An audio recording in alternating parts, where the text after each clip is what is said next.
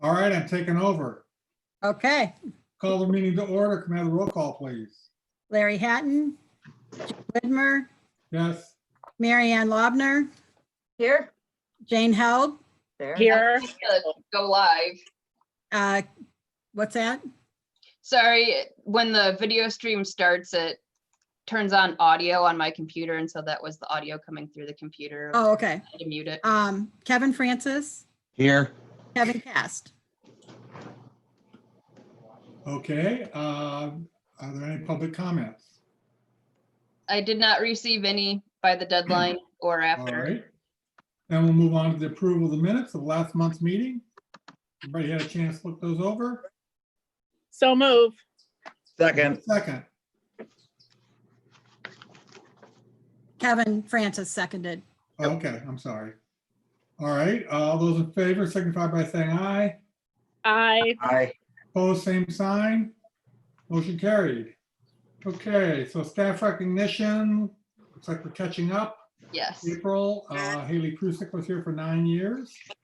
In May, Sue Duff has been here for 4 years. She's at Erie Islands. Jamie Seabrook is out at Marblehead. She's been here with us for 3 years.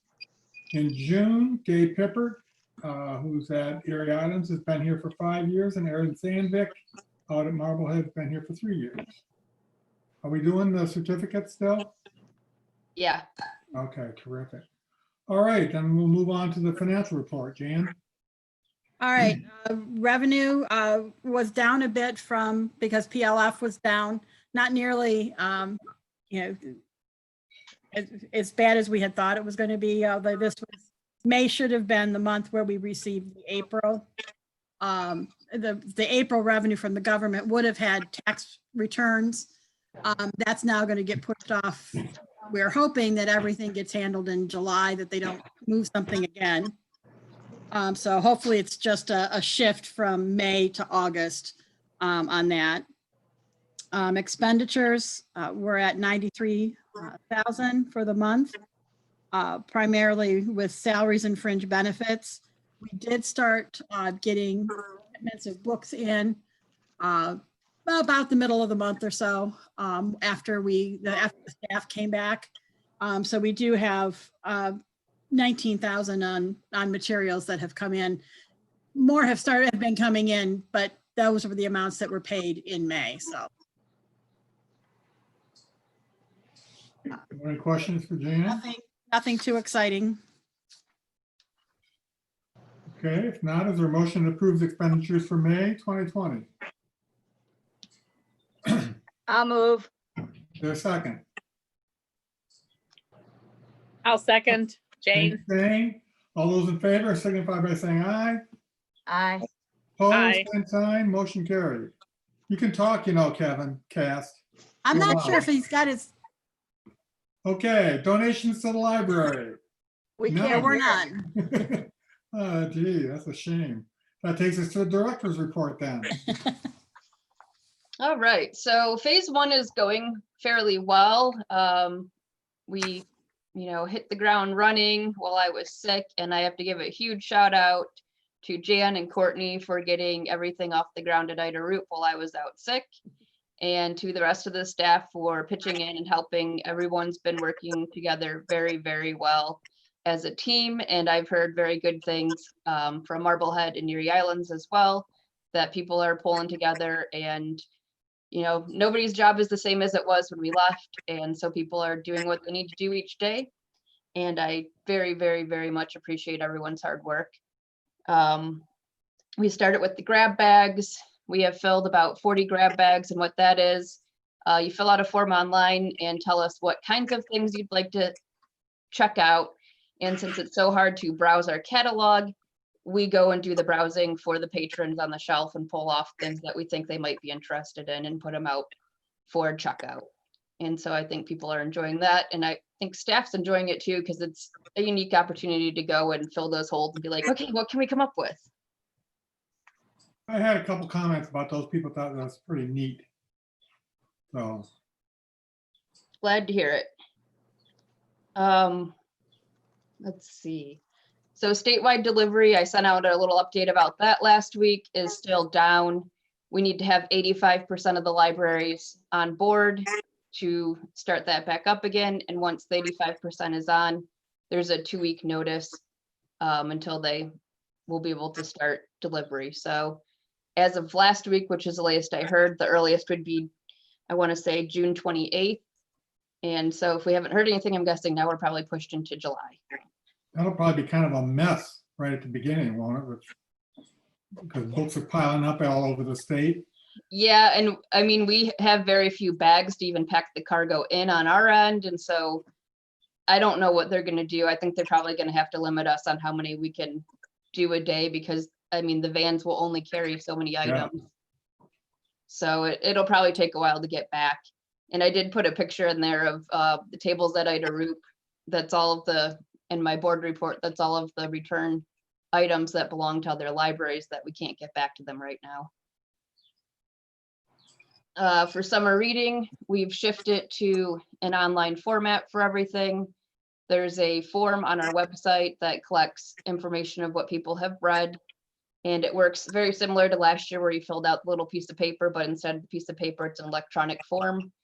There's a drawing each month for, we have 4 age groups, adults, teens, elementary, and preschool. And then a grand prize drawing out of all of the entries at the end of the summer. And we have moved to online story time with Mrs. Winky. Some interactive activities out in the community, such as the fairy door hunts. I don't know if you've seen the post about that, but it's this little door and it'll move around. There's one for each location. So there'll be one in Port Clinton, one in Marblehead, and one out on Put-in Bay. And our patrons go out and search for them in business windows and then report where they saw them and they can have the chance to win a prize. There's other things we're trying to do just to get people engaged and somewhat participating in something, but it's difficult. So we're trying out those interactive things. Where'd Jane go? Oh, there she is. I had a low battery notice. Sorry. So yeah, so that just started on Monday and we'll see how digital summer reading goes. Youth Services has been busy preparing for that, recording the story times and things to be posted to our social media. Out at Marblehead, Erin has done an awesome job of getting together these Zoom programs. They offered yoga twice via Zoom and those went pretty well. And then she also did Books and Brews via Zoom and the group enjoyed it so much that they insisted on a July meeting as well. So that's going to happen in July. Normally they don't meet in the summer because Jamestown Tavern's so overrun with people. But since it can happen online, they're going to do that.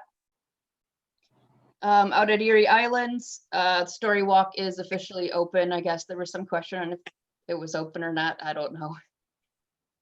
Being a park, but it's open and there's a fresh story. Karen is back on the island, so the hours have expanded from 2 to 5 Monday through Friday. And stats are kind of to be expected. They're down across the board for physical circulation, but at least this month we have some numbers to report. Our digital usage is down a little bit from what I would have anticipated, but from what I'm hearing, that's kind of across the board nationwide. People are kind of questioning that. And I think it's just because people are sick of sitting in front of their computers and the weather's nice, so they're going outside. Yeah. Any questions about the report? Anybody? All right, thank you. I think you guys have been doing a great job.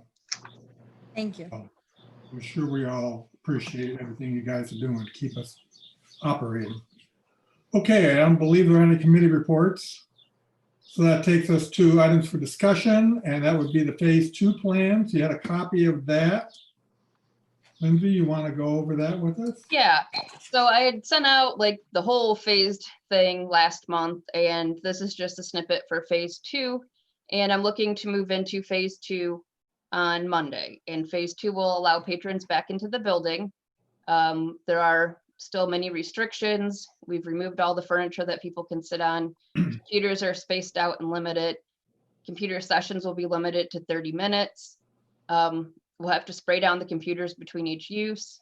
And so it's not going to be the most convenient and customer friendly way that people were used to using things, but I feel it's the safest. There will be limits on how many people can come into the building. And I've set Ida Roop at 25, Marblehead at 15, and Erie Islands at 5. And honestly, Erie Islands may find that 5 is too many because that is such a small room that they might have to limit it more, but the odds of them having 5 people in there at once are pretty small. So we'll see how that goes. So before I didn't have those limits in, so those have been added in. How'd you come up with the 25 for the main library? Our occupancy is 188. And so I'm just imagining cutting off all of this extraneous area that's not open right now. And 25 seems like a good number that people could still be spread out in the stacks and searching for things in it. And how are you Not going to me. monitor that? I'm hoping we won't have to at first. I mean, that we won't end up with that many people in here all at once, since people can't sit and do what they normally do. Right. It becomes an issue. We'll have to put somebody at the door to count. How many people will we have on a busy day? On a busy day, gosh. I mean, over the whole course of the day, a couple hundred people, but At Oh. any given time? at any given time, unless there's a program, I would say we probably keep it to 30 or less would be my guess. You I don't may know. have a bit of a surge when you first reopen. Yeah. Yeah. Okay. And so, yeah, I wanted to run this past everybody before I put it out to the public and make sure that there was nothing that the board was uncomfortable with in this, or anything that you're questioning that, you know, the limits are too far or not enough. I did add no unattended minors, because we tend to get kids who want to hang out, play on the computers all day. And I just don't think that's the time for that. You got a time limit on the computers, right? 30 minutes, yeah. So would that mitigate the issue? I'm just thinking of some like 16, 15-year-olds that have nothing to do, letting them in for 30 minutes, but then you got to be on your way, or maybe that's too complicated. I don't know. Well, Well, and I guess my question is, do we want them in here just because they have nothing to do? I think that, especially since it's phase 2, that I think that's appropriate not to allow unattended minors in until we see how everything else is going. We can always relax it. Yeah, It'd just be one less thing you have to fight or keep track of at the beginning.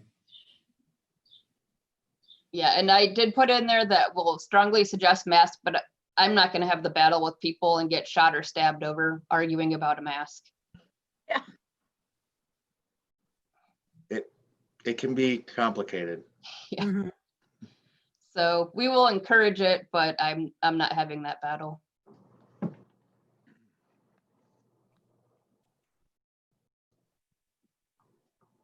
Okay.